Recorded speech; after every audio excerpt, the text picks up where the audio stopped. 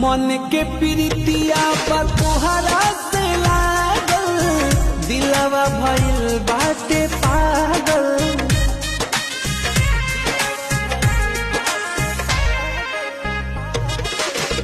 मधु से मीठ बोलिया मन करे सुनाते रही, बोले ले कोयलिया उठावा के चुमते रही।